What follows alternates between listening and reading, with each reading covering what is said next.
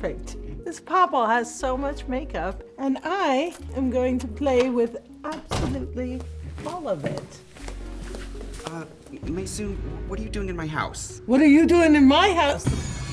Oh wait, this is your house. Yeah. You told me to come here. Is it Tuesday? No. Is it? Is it? Well, we're here. Let's do makeup. Let's play around. Do you want to help me? I do want to help you. Because, awesome. Listen, I'm a drag queen, and if there's one thing I know how to do, it's a soft face on a beautiful woman. Just like natural. Just like natural. Kind of beige, right? Yeah, all That's neutrals. it. Yes. Yeah, we love it. Exactly. So, Maysoon, you are an amazing person. You are a comedian. You are a disability advocate. You are an educator. You are a pain in my ass. I'm a tap dancer. And you're a tap dancer. And I'm so excited to talk to you today. So everybody, let's Kiki with Cracker. I'm gonna Kiki with this cracker.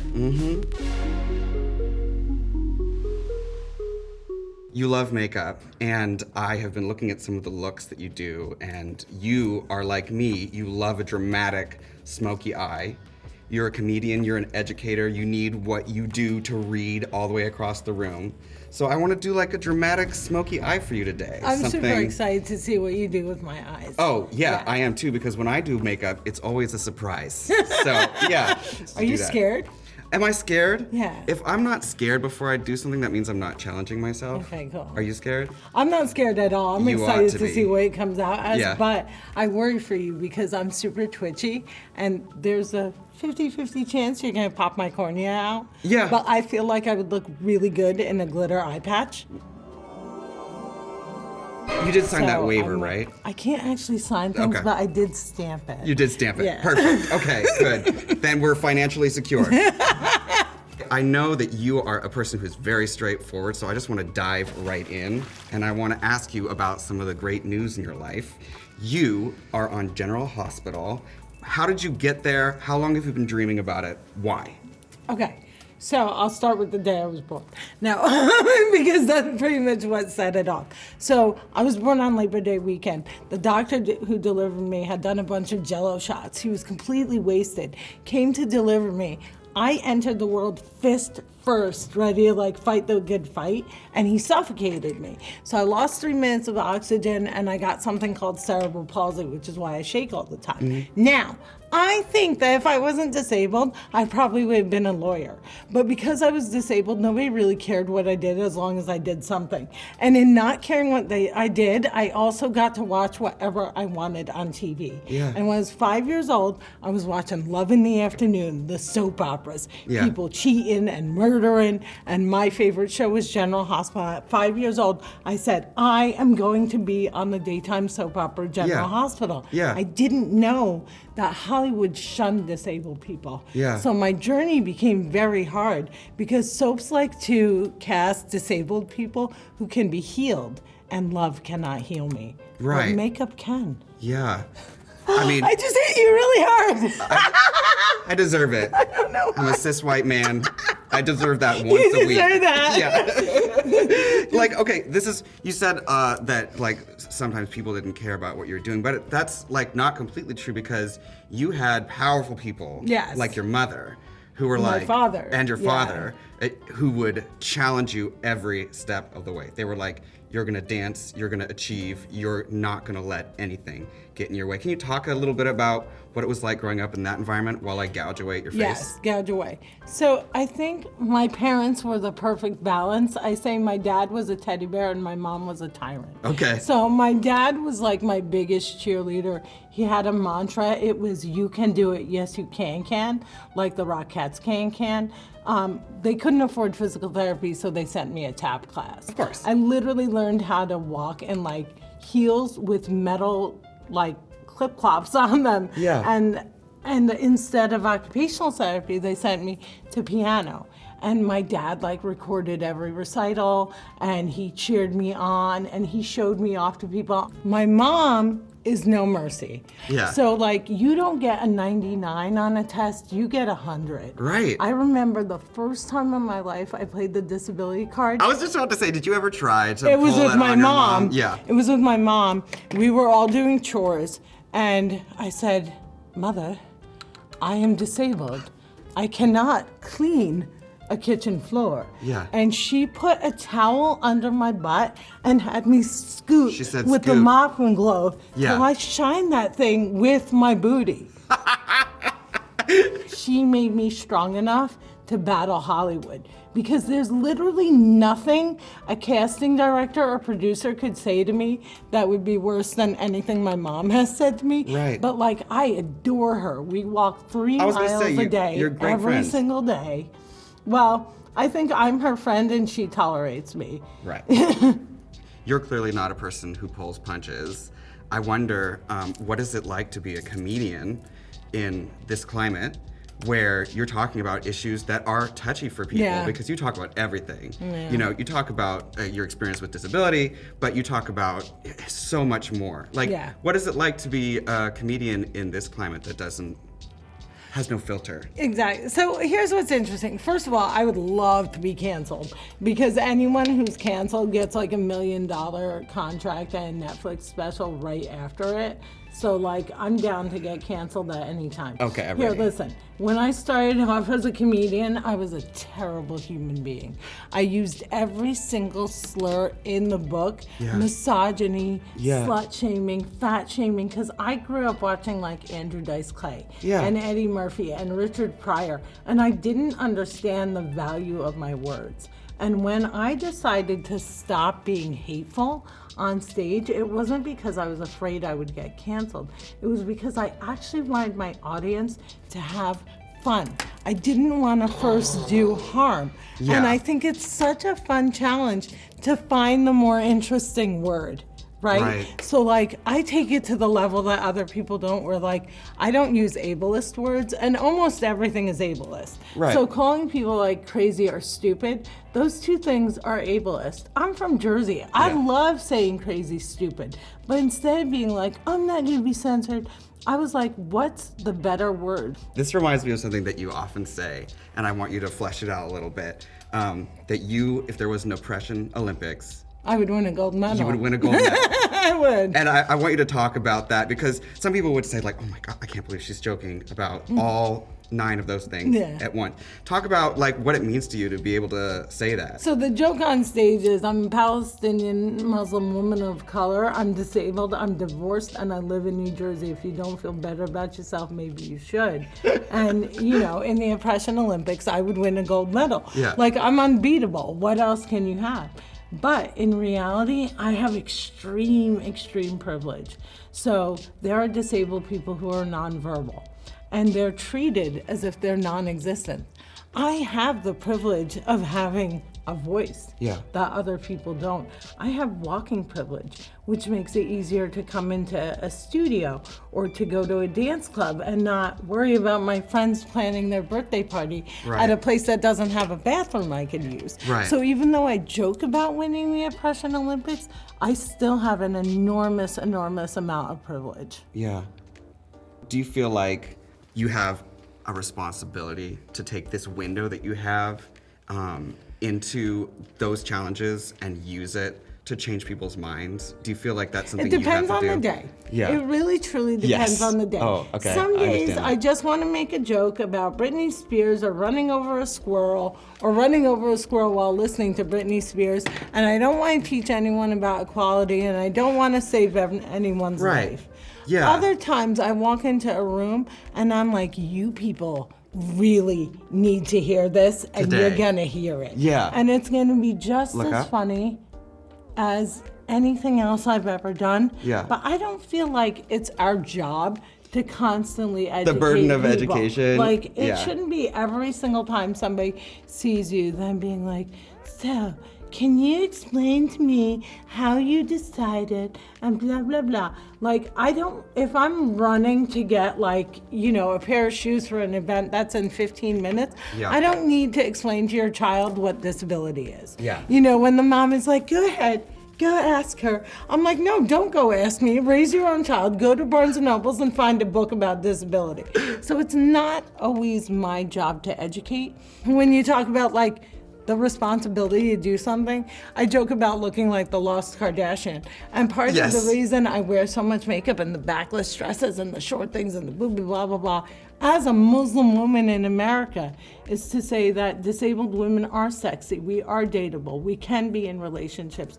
Because if you ask a person, would you ever date a disabled person? Their instant reaction is no.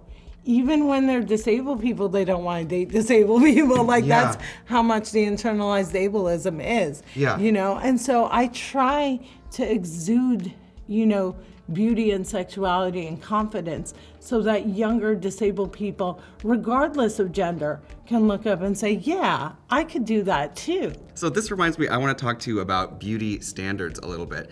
There's that old saying, we both suffer because of this, that you can't be pretty and be a female comedian. You have to pick a lane. Like, so I know some female comedians that say like, okay, I have to dress schlubby for the stage, and some that are like, oh no, I'm going to go directly against that and I'm going to come out in full glamour. Where do you stand on this potent issue? So Lucille Ball was gorgeous. Marilyn Monroe was beautiful. There's so many stunning comedic actresses in the world, but also, don't you think funny is hot? Yes. Like that it's beautiful and confident. So I think there's a difference between being funny looking and being a funny person. Yeah. And both of those things could be hot. Yeah. Like, again, like, I'm a misfit, you know? So what I think is sexy and beautiful might not be what other people imagine. But yeah, I think you can definitely both. And I think the reason people don't think we are is because it's intimidating.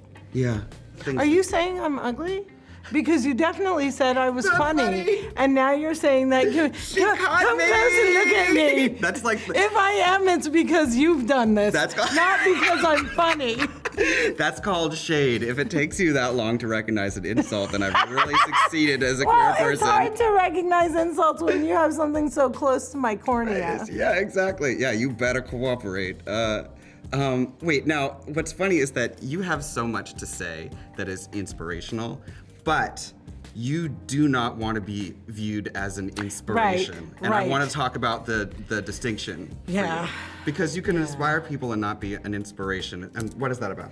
Okay, so a lot of people think that disabled people are inspirational because we get up every day and don't drop dead. Right. If you're inspired by the fact that I put on my panties one leg at a time, I don't want to inspire you. Right. If you're inspired by the fact that I chased my dreams and I went and did stand-up comedy all over the world, Yeah. and I got designers to lend clothing to someone they had never lent so that I could like limp down the red carpet, Yeah. I'm fine inspiring that. Hold I'm on. gonna go in. I'm gonna, Yeah, I'm gonna we gotta dive be in ready. there. Yeah. I'm actually gonna Cross the tie arms. down the palsy for a second. Okay.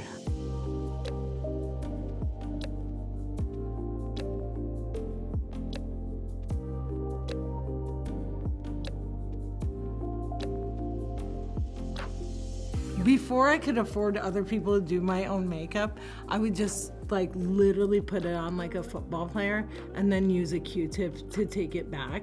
And I totally like believed myself. And now when I look at pictures, I totally had like a gray shadow of where the lines were. Like I totally didn't get it as much as I thought I did. Okay, so I want to talk to you about asymmetry. My friends know this is a big thing for me. I'm a Jewish girl with a Jewish nose. It's not symmetrical. Yes. My eyebrows, as a boy when I'm out of makeup, are on completely different levels.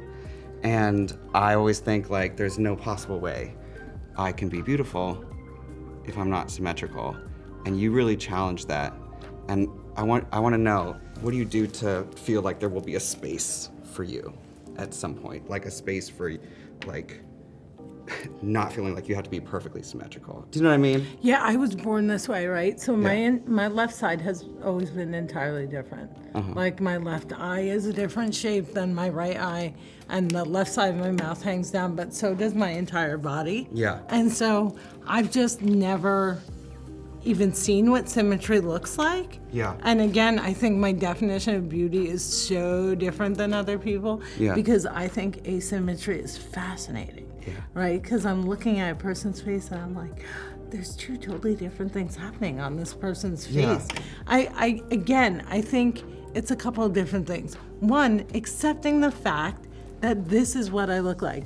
I have been 179 pounds since I was in the 8th grade. Yeah. I started walking 3 miles a day the same time that Michael Moore started walking. He dropped 40 pounds, I dropped nothing. So like, I just accept who I am, and I'm also not delusional about it, right? Yeah. So I'm not like walking out thinking like, there's nobody more beautiful in the world than me.